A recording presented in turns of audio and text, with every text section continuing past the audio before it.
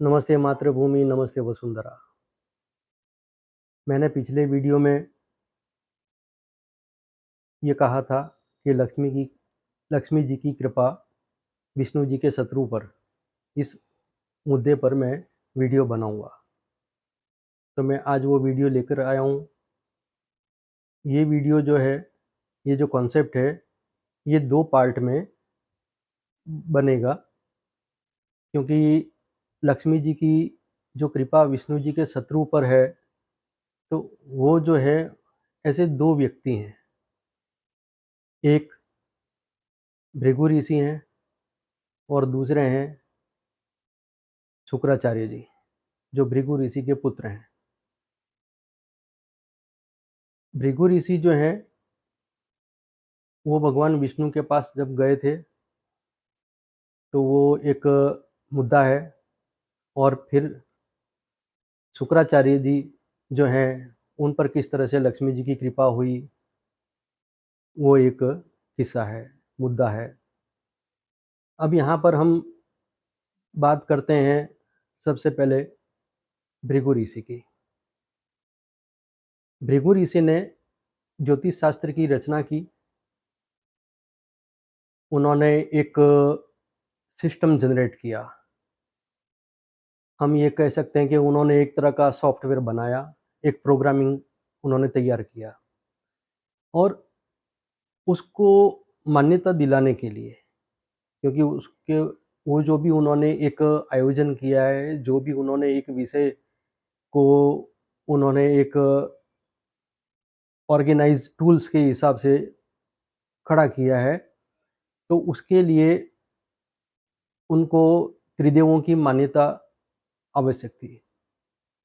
और जो भी ज्योतिष शास्त्र की आराधना करेगा, जो भी ज्योतिष शास्त्र का सदुपयोग करेगा, तो उनके लिए उनको किस देव की आराधना करनी है, कौन से देव हैं जो इस शास्त्र के सत्य होने में, फलीभूत होने में आशीर्वाद देंगे, जो सहायक होंगे, ये देव भी उनको निश्चित करना था। अब उन्होंने ये किया कि उन्होंने अपने शास्त्र की पूरी रचना करके और वो सर्वप्रथम ब्रह्मा जी के पास गए।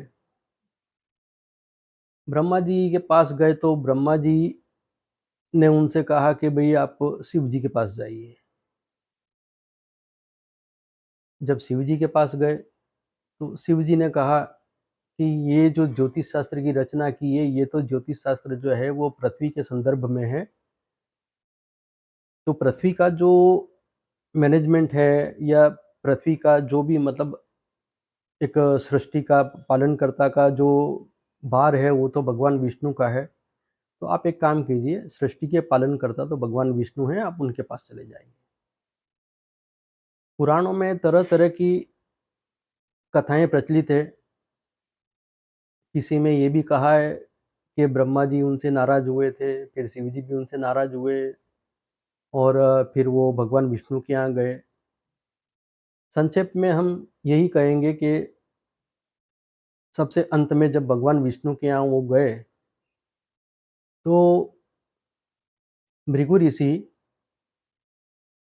वहाँ पर जब पहुँचकर देखते हैं, तो वो देखते हैं कि भगवान विष्णु तो बड़ी अच्छी-सी नींद ले रहे हैं, बड़े अच्छे से आराम से सोए हुए हैं। भृगु ऋषि ने ये सोचा कि जो सृष्टि के पालन करता है, जो मुख्य देव हैं, जिनके ऊपर ये पृथ्वी का, जीवों का, सबका जो एक ज़िम्मेदारी है, जो उनका ऊपर जो वो भार है, तो वो उसके लिए तो उनको सजग व सचेत रहना चाहिए, लेकिन उसकी जगह पर ये हो रहा है कि वो तो सो रहे हैं। उनको क्रोध आ गया। क्रोध आ गया, तो उन्होंने भगवान विष्णु के वक्ष पर लात मार दी। भगवान विष्णु निद्रा में से जाग गए। जाग करके उन्होंने देखा कि अरे ये तो ऋषि गण आए हुए हैं और भृगु ऋषि जो हैं बड़े पूजनीय हैं, तो ये क्रोधित भी हैं। उन्होंने बड़ी विनम्रता से उनसे निवेदन किया कि हे मुनिवर, आप क्यों क्रोधित हुए और आपके आने का कारण बताइए।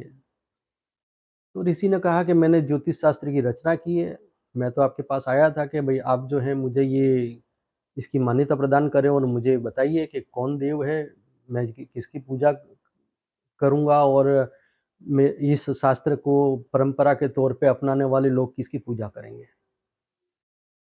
अब भगवान विष्णु स्वयं कुंडली के अंदर जो जन्म कुंडलियाँ होती है, उन जन्म कुंडली के अंदर वो 10वां भाव है। जब दोपहर के समय सूर्य एकदम सिर पर होता है, उस समय में भगवान विष्णु जो हैं, वो पूरी तरह से उस समय के मतलब अधिपति होते हैं, या उस समय के मतलब समझो कि एक मुख्य पालनकर्ता के तौर पे जो वो सृष्टि का जो पालन कर रहे हैं, उसके हिसाब से वे उस समय को बड़े ही अच्छे से वो देख रहे होते हैं। सूर्य नारायण देव जो हैं, जिन्हें हम भगवान विष्णु के नाम से भी जोड़ते हैं कि सूर्य नारायण देव, वे भी उस समय में बिल्कुल सिर पर होते हैं। और कालपुरुष कुंडली के अंदर भी भगवान विष्णु जो हैं, वो मकर राशि में जो नक्षत्र पड़ता है श्रवण नक्षत्र, उस श्रवण नक्षत्र के अधिपति स्वामी देव कहे जाते हैं। अब ये होता है कि जब लक्ष्मी जी को पता चलता है कि भगवान विष्णु जी के सोए हुए थे और उनके वक्ष पर तो भृगु ऋषि ने लात मार दी, तो वे क्रोधित हो गई, और क्रोधित हो गई उन्होंने तो श्राप दे दिया क्रोध में आकर के कि भृगु ऋषि जो हैं, अब के जो ये जो शास्त्र लेकर के आए हो, या जो भी मतलब आप निवेदन करने आए हो, वो आपको फलीभूत नहीं होगा, और आपके वंश में मैं कभी निवास नहीं करूँगी। भगवान विष्णु भी थोड़ा-सा आश्चर्यचकित हो गए, और भृगु ऋषि भी एकदम से स्तब्ध हो गए। उनको ये लगा कि अरे! ये अचानक से क्या हो गया? अब वो तो क्रोध में थे, तो क्रोध में उन्होंने कृत्य कर दिया, लेकिन फिर बारंबार उन्होंने प्रार्थना की, क्षमा प्रार्थना की। भगवान विष्णु ने भी कहा कि देवी, ये ऋषि हैं, बड़े लंबे समय तक इन्होंने ये सेवा की है, ये सारा इन्होंने एक व्यवस्थित व्यवस्थित तंत्र बनाया है, तो आप कृपा करके इन्हें क्षमा कर दीजिए, और इन्होंने जो भी रचना की है वो संसार के लिए लाभदायी है, और संसार में ये विद्या फलीभूत हो, इसके लिए आप इन्हें किसी तरह का आशीर्वाद दीजिए। लक्ष्मी जी ने कहा कि मैंने तो क्रोध में आकर के ही सही, पर मैंने तो श्राप तो दे दिया है, तो अब इसका मैं वापस तो नहीं ले सकती, लेकिन हाँ, मैं इसका अब निवारण बता देती हूँ। तो फिर उन्होंने एक संकेत दिया कि जो भी ज्योतिष शास्त्र को मानने वाले लोग, जो भी ब्राह्मण वर्ग का जो लोग होंगे, वो नित्य आराधना करें, अध्ययन करें, माँ सरस्वती की वंदना करें। तो जहाँ पर शुचिता होगी, जहाँ पर शुद्धता होगी, मैं वहाँ पर नारायण समेत निवास करूँगी। लेकिन जो भी ब्राह्मण इन नियमों का पालन नहीं करेगा, मैं उनके घर पर निवास नहीं करूँगी। तो भृगु ऋषि ने कहा कि ठीक है, मैं ये नियम तय कर दूँगा कि जो भी ज्योतिष शास्त्र का अध्ययन करेगा, तो उनको इन सब नियमों का पालन करना होगा। अब यहाँ पर आती है बात कि भृगु ऋषि जो हैं, उनका भगवान विष्णु को लात मारना, अब ये एक सिंबॉलिक है, प्रतीकात्मक है इसका सार ये है कि जैसे कोई व्यक्ति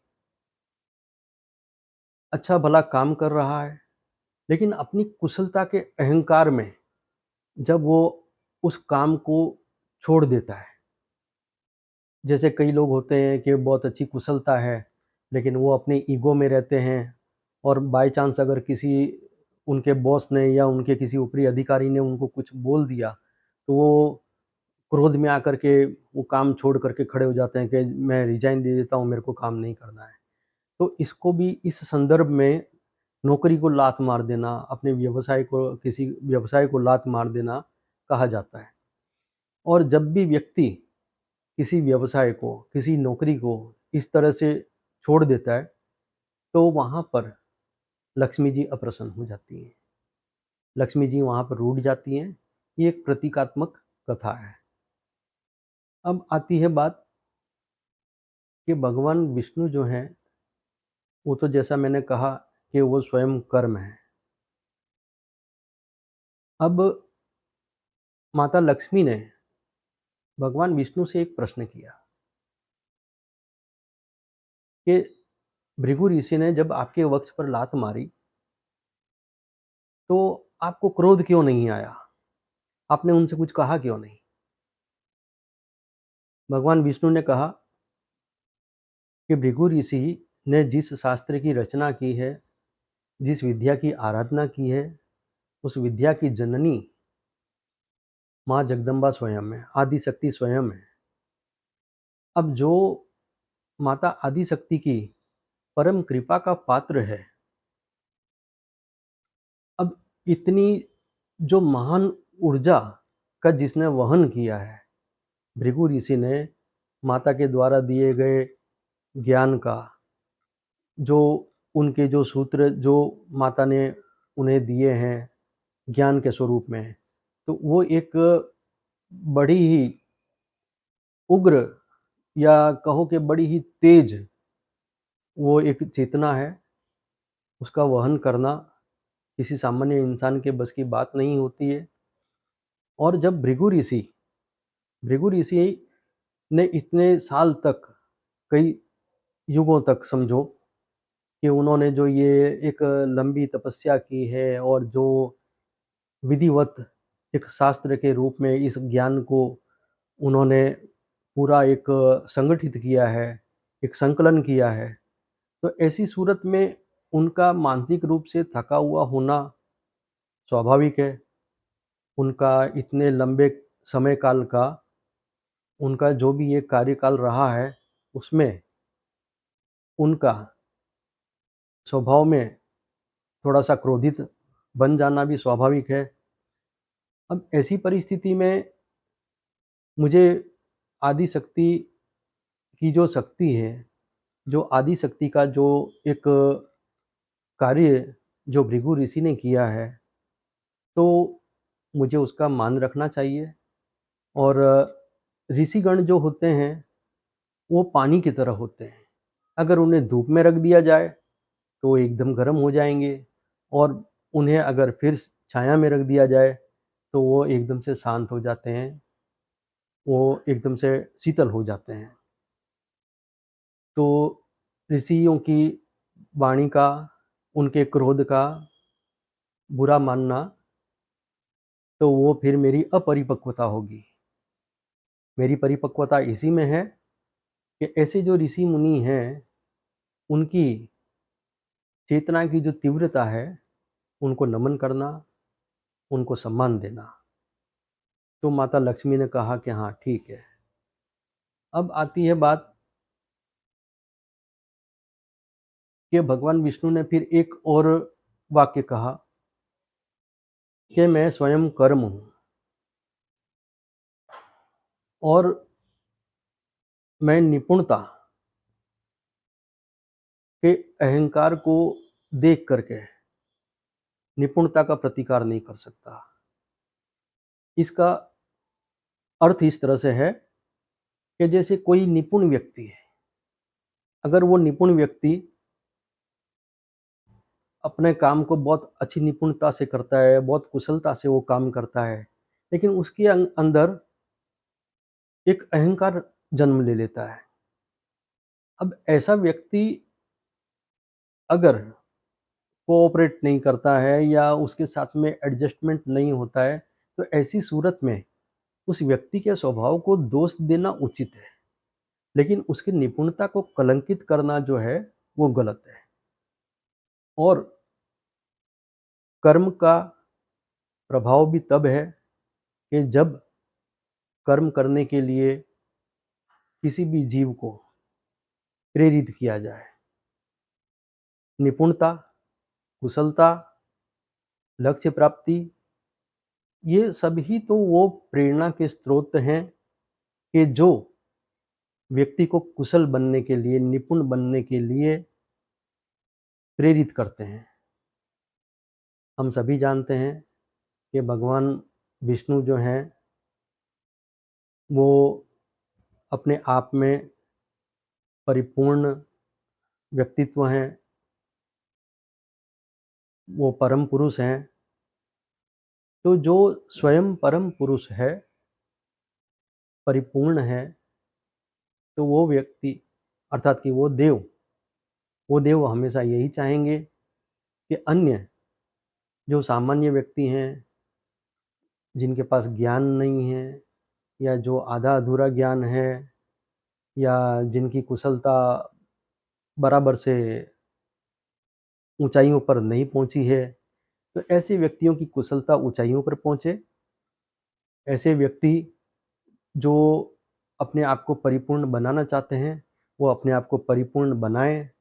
तो इन भावों को, इन प्रेरणा को अविरत रखने के लिए मुझे इस तरह के लोगों के साथ, इस तरह के स्वभाव के साथ मुझे निभाना ही होगा। हाँ, अगर व्यक्ति अपनी कुशलता का कोई गलत उपयोग करता है, तो वहाँ पर उसका उसको दंड देना वो स्वाभाविक है।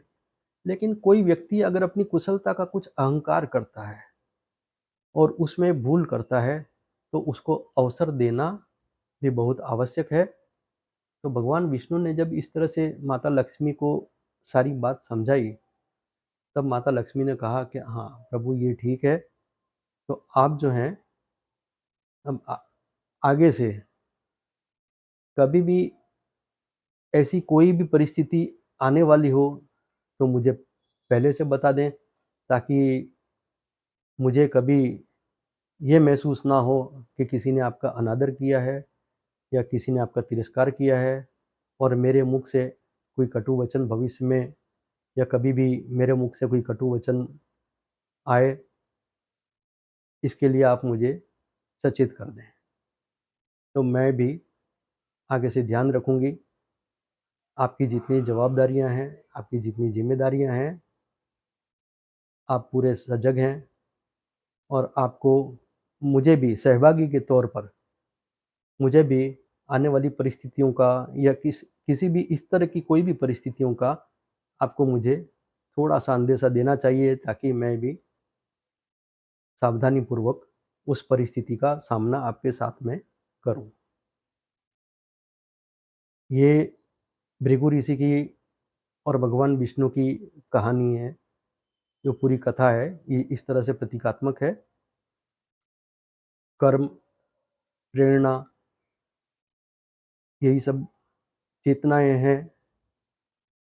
और भृगु ऋषि को जो श्राप मिला था, उस श्राप के निवारण के तौर पे माता लक्ष्मी ने ब्राह्मणों के लिए, ज्योतिष शास्त्र का अध्ययन करने वाले लोगों के लिए, उन्होंने ये एक हल भी दे दिया है कि आप इस तरह से अध्ययन करें और आपको इसमें सफलता मिलेगी। अब आगे आने वाले समय में इसी का अगला पार्ट हम बनाएंगे, जो शुक्राचार्य से संबंधित होगा।